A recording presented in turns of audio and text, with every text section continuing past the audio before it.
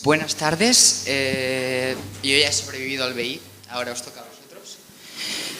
Y en esta presentación vengo un poco a hablaros sobre mi experiencia en la evaluación interna de historia, que por eso un poco este título, digamos, satirizando las grandes operaciones de, digamos, bélicas. Y pues bueno, en esta presentación os voy a hablar sobre los trazos generales de la investigación interna de historia, para ir abriendo boca. Luego, ya centrándome un poco más en la mía, pero sin dejar de hablar de los conceptos que componen esta investigación, hablaré sobre la elección de tema, la búsqueda de bibliografía e información, sobre la problemática de la pregunta de investigación, el análisis de fuentes centrándonos en qué se espera que hagamos, para luego dar paso a la investigación como tal y acabar hablando sobre lo que yo creo que es la reflexión, la última parte de esta evaluación interna. Pues bueno, para empezar a hacer esta evaluación hay que preguntarse ¿qué es la evaluación interna de historia? Pues es básicamente un trabajo académico de máximo 2.200 palabras que tiene que tratar, por supuesto, una temática histórica, con hechos anteriores a 10 años pasados. La elección del tema es totalmente libre. Es decir, no tiene por qué estar relacionado con el temario estudiado en clase ni nada por el estilo. En el nivel superior cuenta un 20% de la nota y en el nivel medio un 25%, así que si estáis en nivel medio esforzaros un poco más. Bueno, tiene una estructura interna fija, es decir, tiene 3 partes que no pueden faltar independientemente de cómo elijáis tratar cada una de ellas. La primera sería la evaluación de fuentes, para luego dar paso al cuerpo propiamente dicho de nuestra investigación y acabar con una breve reflexión. Estos números de palabras que se indican aquí sería realmente lo que recomienda el Bachillerato Internacional como ente en la guía. Te recomiendan que sigas esto y realmente es una estructura que muestra la verdadera importancia de la investigación sobre las otras partes. Y que realmente no se trata solo de hacer un texto de 2.200 palabras con letra Times New Roman. Tiene un formato formal definido que hay que ceñirse, ya que de lo contrario podría suponer penalizaciones. Y bueno, vamos al tajo. Para empezar, voy a resumir brevemente qué es la operación Mincemeat o carne picada. Pues es una breve anécdota que incluye a estos 3 señores tan bellos. Está relacionada con el desembarco aliado en Sicilia. Incluye un muerto ficticio y, por supuesto, información ficticia sobre dicho muerto. La operación está narrada por Iwen Montagu, que realmente es un personaje directamente relacionado con la fuente en el sentido de que es, con la historia, es decir, que es la persona que la idea. Básicamente, los británicos tuvieron la brillante idea de soltar un cadáver en las costas de Huelva con información sobre un desembarco aliado falso en Cerdeña y Grecia. ¿Qué pasa? Lo encontró el régimen franquista y ya que se llevaba tan bien con Hitler, pues se lo envió por línea directa. Y Hitler se llevaba también bien con Mussolini. Y pues le pasó el mensaje a él también, a lo que Mussolini apartó sus tropas de Sicilia para posicionarlas en Cerdeña y en Grecia, lo cual permitió a los aliados una fácil invasión de la isla de Sicilia. Como vemos, es un episodio realmente anecdótico, pero que muestra un poco la verdadera importancia de la contrainformación en la Segunda Guerra Mundial y en los conflictos bélicos en general. Y bueno, a todo esto. La elección del tema. ¿Cómo se elige hablar de un tema como la operación carne picada? Pues realmente se trata de elegir un tema que os guste. Tiene que ser un tema de interés personal, ya que la elección es libre. No necesariamente tiene que estar relacionado con el temario estudiado, pero es aconsejable ya que así matamos 2 pájaros de un tiro. Digamos, gracias a esta evaluación interna, pude estudiar más en profundidad el papel de Italia en la Segunda Guerra Mundial, que realmente es un tema que digamos, en nuestros apuntes, en nuestro temario, no estaba tratado en demasiada profundidad. Y lo cual, francamente, me ayudó a comprender mejor la dimensión global del conflicto en sí. Y la cuestión es, ¿cómo podemos llegar a encontrar un tema? Pues como bien ha ha expuesto mi compañera antes, realmente hay un tema en cualquier situación cotidiana, pero en caso de no tener esa inspiración divina, como me pasó a mí, ya te vuelves loco y puedes buscar en internet, en libros, en la radio, incluso puedes hablar de historia local, o si eres más tradicional te vas a un museo, a una biblioteca y ya te preocupas. Como mi ejemplo, yo voy a hablar de Pretérito Imperfecto, que es una breve sección, es un podcast que dura 2 minutitos, de la cadena SER dentro del programa La Ventana, en el cual se tratan anécdotas históricas curiosas como la Operación Carne Picada. Y a mí eso es realmente lo que me dio un tema consistente a partir del que trabajar. Bien, ya tenemos elegido el tema. Ahora tenemos que buscar información y bibliografía para tener una base teórica y, digamos, la información necesaria para realmente realizar la investigación en sí. Pues bien, necesitamos fuentes fiables, en el estricto sentido de que no digan burradas. Fuentes en las que podamos confiar. Fuentes reconocidas, directamente relacionadas con el tema en sí y pertinentes al tema, en el estricto sentido de que puede hablar de la Segunda Guerra Mundial y no tener nada que ver de esto. ¿Es pertinente al tema?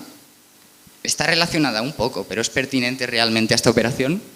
No demasiado. Ergo, no nos sirven fuentes como Wikipedia, Yahoo Respuestas o El Rincón del Vago. No caigáis en la tentación.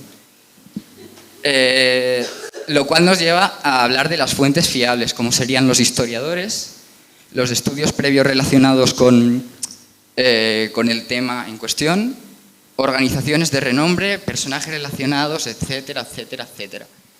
Como por citar unos ejemplos, yo pondría Iwen Montagu. Bueno, estas fuentes son mías, digamos, las que utilicé yo. Podéis usarlas también, no son mías de propiedad. The Man Who Never Was, que es una narración, digamos, con un estilo novelesco de esta operación, de la cual el propio autor es realmente la mente de la que salió esta idea.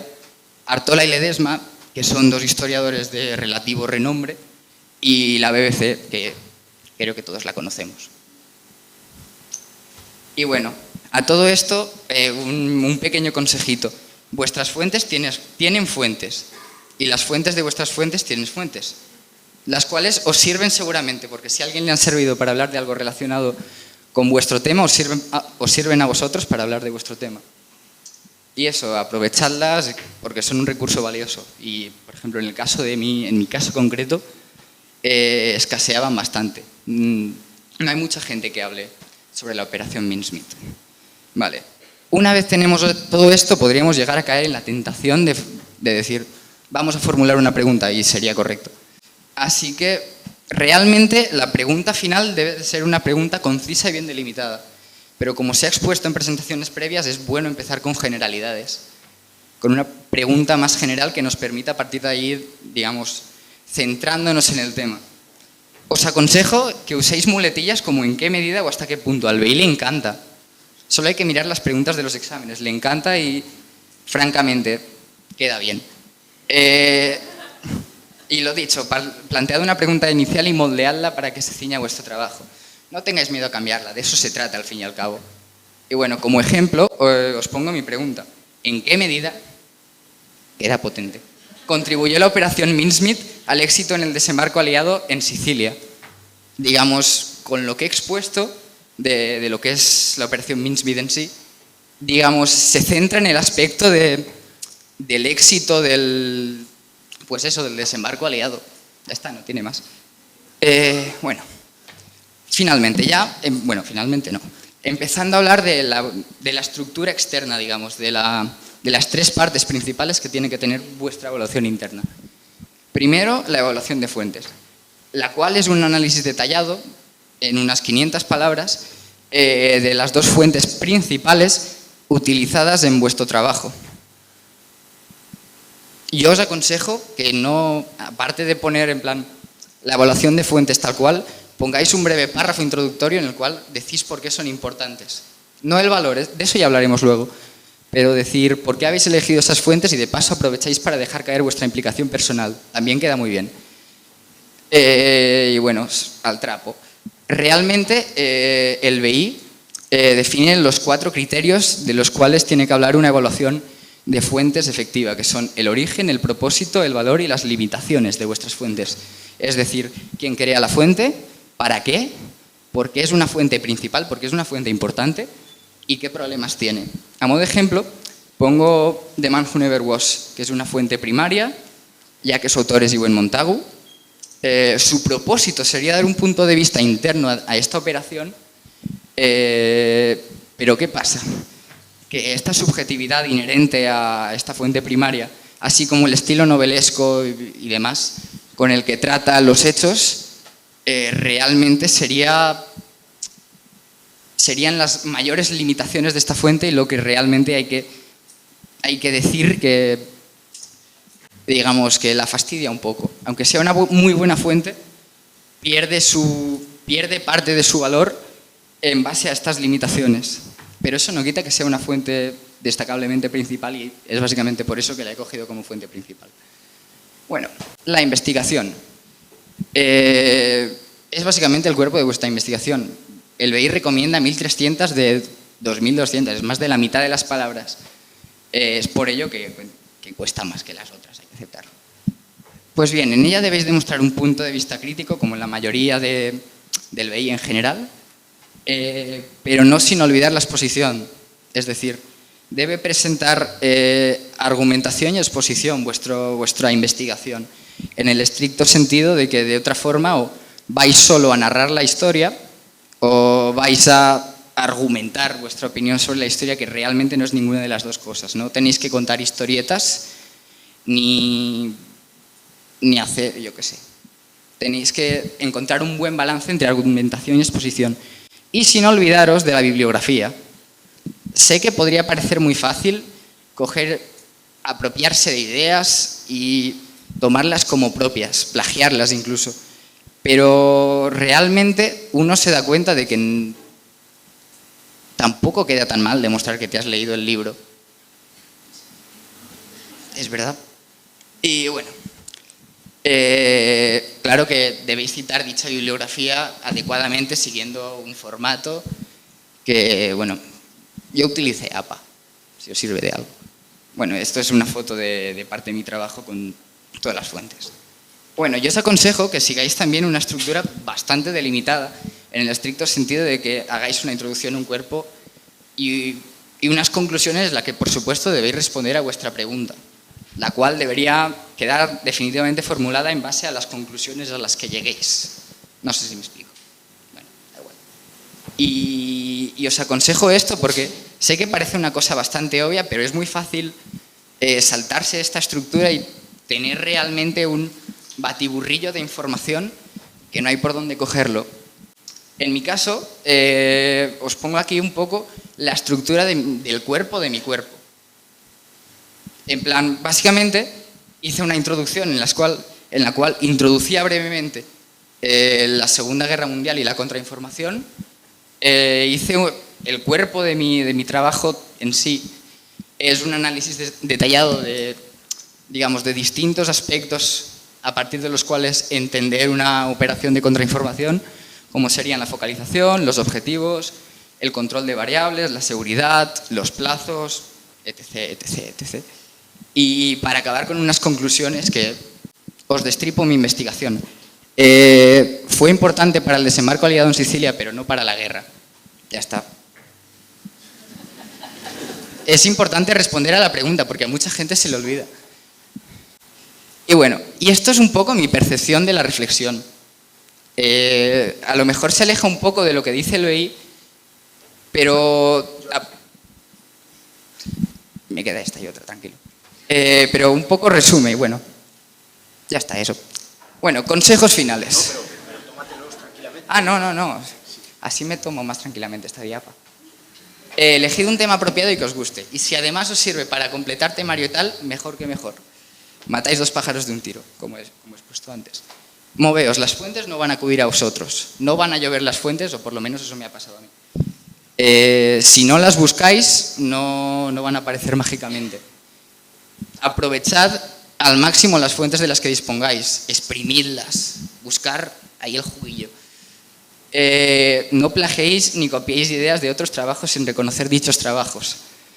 lo dicho, puede parecer muy tentador exponer una idea que suena brutal como propia, pero realmente te arriesgas a pues, que te descubran y se te vaya al BI a tomar vientos.